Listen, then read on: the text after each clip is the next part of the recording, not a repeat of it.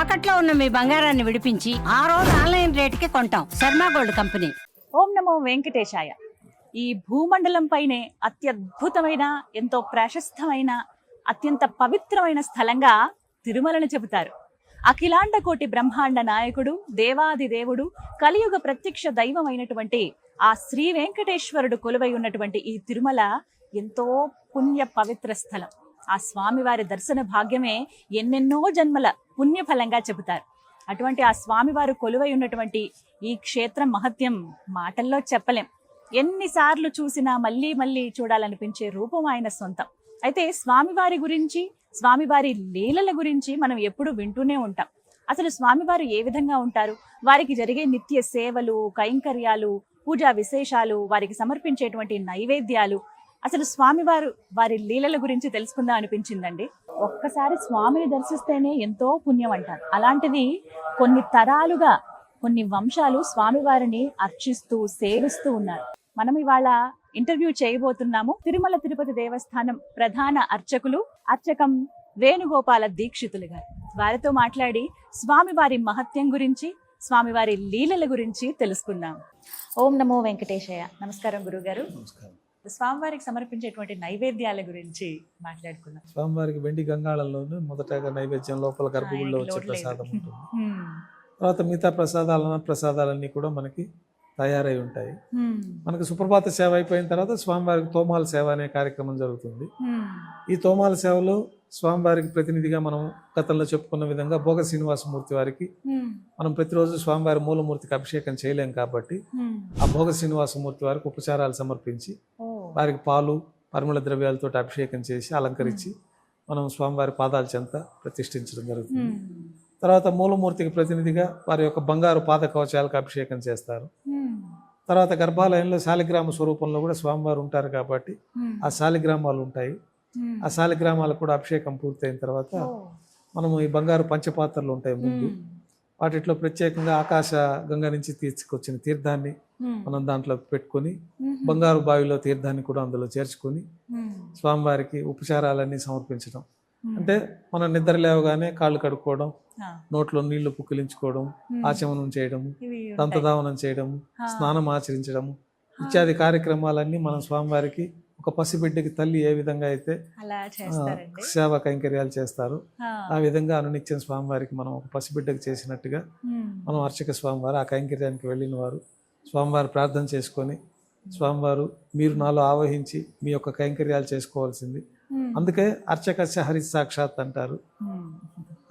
ఆ యొక్క హరిని మనలో ఆవహింప చేసుకున్నప్పుడే ఆయనకి మనం చేసే శక్తి మనకు ప్రసాదించాలి. లేకపోతే మనం మానవ మాత్రలో ఏదన్నా పొరపాటు జరిగితే అంతటి శక్తివంతమైన మూర్తికి మనం అపచారం చేసినట్టు అవుతుంది. అందుకని మనం స్వామివారిని కూడా మంత్రంగా విఘ్నస మహర్షి మనకు నిర్దేశించిన విధంగా భగవతో బలేన, భగవత వీర్యేన, భగవత తేజస, భగవత కర్మణ, భగవతానుగృహీతో, భగవన్ ధ్యాత్వ, భగవత్ కర్మ కరిష్యామి తద్భగవాన్ అనుమన్యతామనమని మీరు నాలో ప్రవేశించి నా ద్వారా మీకేం సేవ చేయించుకోవాలో ఆ సేవని సంతృప్తికరంగా చేయించుకోవాల్సిందని ఆ ప్రార్థన చేసుకొని మనం ఆరాధన మొదలు పెడతాం ప్రతినిత్యం. ఆ ప్రకారం స్వామివారికి ఈ యొక్క ఉపచారాలన్నీ సమర్పించడం జరుగుతుంది. ఉపచారాలన్నీ అక్కడ ఉండే దేవతామూర్తులందరికీ సమర్పించిన తర్వాత పంచబేరాలకి, పంచమూర్తులకి ఉపచారాలు జరుగుతాయి. తర్వాత మనకి త్రేతాయుగానికి సంబంధించినటువంటి రాముల వారు, ద్వాపర యుగానికి సంబంధించినటువంటి కృష్ణస్వామి వారు కూడా 3 యుగమూర్తులు లోపల వేయించేసి ఉంటారు. అలాగే సుదర్శన చక్రం స్వామివారి, చక్రతాళ వారు, వారందరికీ కూడా మనకి ఉపచారాలు సమర్పించడం. తర్వాత వీరందరికీ కూడా పుష్పమాలికలు మనకి ఇక్కడ సాంప్రదాయపరంగా పైన శిరస్సు నుంచి వేలాడే మాలలు, కిరీటం నుంచి, తర్వాత భుజాల నుంచి పాదాల వరకు ఉండే ఒక 2 హారాల్ని, తర్వాత వక్షస్థల హారాన్ని, తర్వాత అమ్మవార్లు ఉంటారు, లక్ష్మీ అమ్మవారు, పద్మావతి అమ్మవారు. లక్ష్మీ అమ్మవారికి ఒక మాల, పద్మావతి అమ్మవారికి ఒక మాల, తర్వాత శాలిగ్రామ హారాల్లోని ఇరువైపుల పెద్ద మాలలు సమర్పించడం.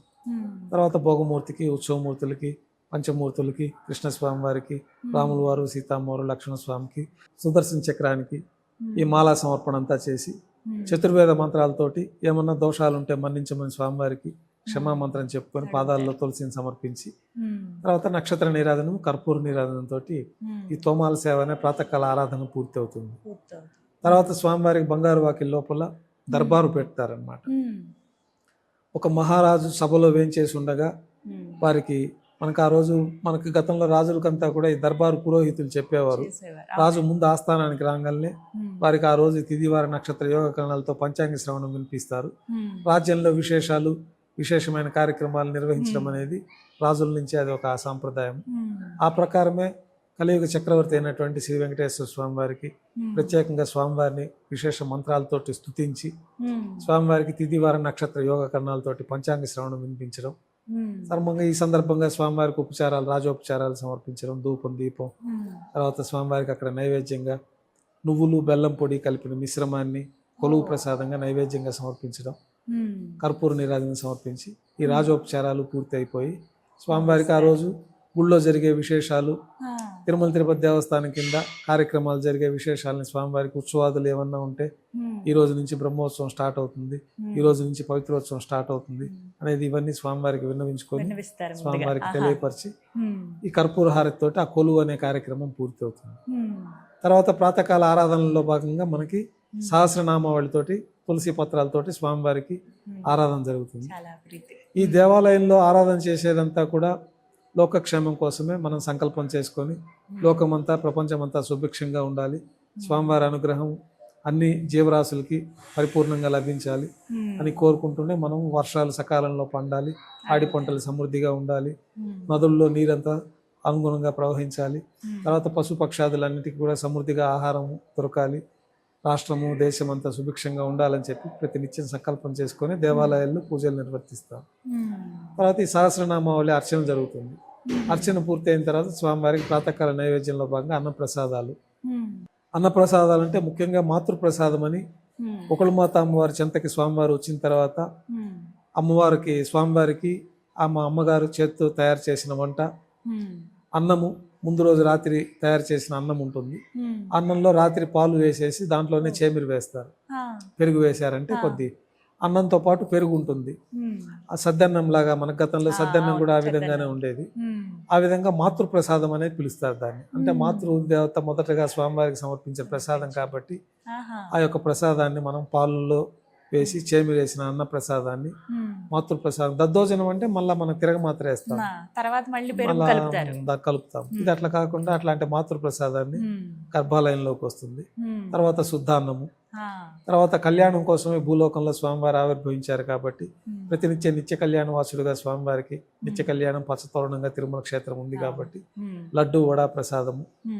తర్వాత కులశేఖరపడి బయట తింత్రిని రసాన్నం అంటే పులిహోర, మృద్గాన్నం అంటే మొలహోర, ఈ మిరియాల పొడి, మిరియాలు, జీడిపప్పు ఇవన్నీ కలిపిన నెయ్యి కలిపిన పొంగలి ప్రసాదము. తర్వాత విశేషమైన దద్దోజనము, విశేష పర్వదినాలు అయితే అప్పము, మళ్ళా గురువారం నాడైతే జిలేబీ పాయసము, శుక్రవారం నాడైతే స్పెషల్గా స్వామివారికి పోళి అంటే ఇట్లా బొబ్బట్టు, తర్వాత వడపప్పు పానకం నైవేద్యంగా పెట్టడము, దద్దోజనము. శుక్రవారం నాడు ప్రతిరోజు 2వ గంటలు అయితే సీరా అనే ఒక ప్రత్యేకమైన ప్రసాదాన్ని కూడా నైవేద్యంగా సమర్పిస్తారు. బెల్లం పొంగలి ఇవన్నీ కూడా స్వామివారికి అన్ని నిత్య నైవేద్యంగా సమర్పిస్తూ ఉంటారు. రోజుకి సుమారుగా ఎన్ని ఉంటాయండి, అలా లెక్క ఉంటుందా?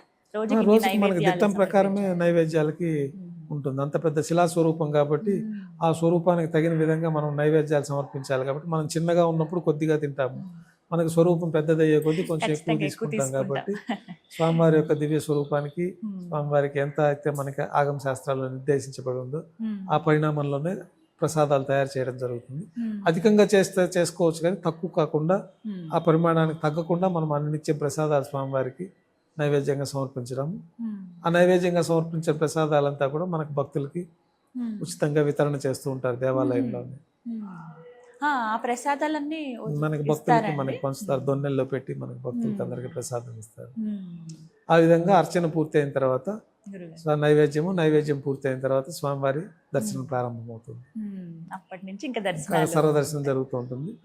మళ్ళా మనకి మాధ్యాహ్నిక ఆరాధన జరగాలి కాబట్టి ఒక కొద్ది విరామం తర్వాత 10 గంటలకి లైన్ కట్ చేసుకోవడం, మళ్ళా లోపలంతా శుద్ధి చేసుకొని స్వామివారికి ఉపచారాలు సమర్పించడము, తర్వాత అష్టోత్తర శతనామాలతో అర్చన నిర్వహించడము, మళ్ళీ రాత్రి నైవేద్యంలో భాగంగా అన్న ప్రసాదాలు, ఇట్లాగే దోశ, ఇంకా ప్రత్యేకంగా రాత్రిపూట దోశ అనే ప్రసాదాన్ని కూడా నైవేద్యంగా దోశ ప్రతిరోజు దోశ ఉంటుంది. స్వామివారికి దోశతో పాటు ఈ మిరియాల పొంగలి, తర్వాత కదంబము, కూరగాయలన్నీ కలిపి పులుసన్నంలాగా కదంబం అనే ప్రసాదము, తర్వాత బెల్లం పొంగలి, ఇవన్నీ కూడా పొంగలి ఇవన్నీ కూడా నైవేద్యంగా ఉంటుంది స్వామి. అవన్నీ కూడా భక్తులకు వితరణ జరుగుతుంది. తర్వాత అర్ధరాత్రి నైవేద్యంలో భాగంగా బెల్లం పొంగలి స్వామివారికి విశేషంగా నైవేద్యంగా సమర్పిస్తారు. అర్ధరాత్రి అంటే సుమారుగా ఎంత సమయానికి? అంటే మనకి అది ఎంబడే ఈ అర్ధరాత్రి నైవేద్యం కూడా ఈ రాత్రి నైవేద్యంతో పాటే సమర్పించేస్తారు. స్వామివారి గురించి, వారి లీలల గురించి తెలుసుకోవడం అనేది ఎంతో సంతోషించే విషయం అండి. ధన్యవాదాలు. నమస్కారం. ప్రేక్షకులందరికీ కూడా స్వామివారి దివ్యాశీస్సులు ఎల్లప్పుడూ ఉండాలని, శ్రీ వెంకటేశ్వర స్వామి ఆశీస్సులతోటి ప్రపంచ ప్రజలందరూ సుఖ సంతోషాలు ఆయురారోగ్యాలతో వదిలుతూ స్వామివారిని దర్శించుకొని స్వామివారి పరిపూర్ణ అనుగ్రహం పొందాలని కోరుకుంటూ, స్వామివారి అనుగ్రహం ప్రపంచ ప్రజలందరికీ ఉండాలని సదా శ్రీవారి ఆలయంలో ప్రార్థనలు చేస్తూ ఓం నమో వెంకటేశాయ. ఓం నమో వెంకటేశాయ.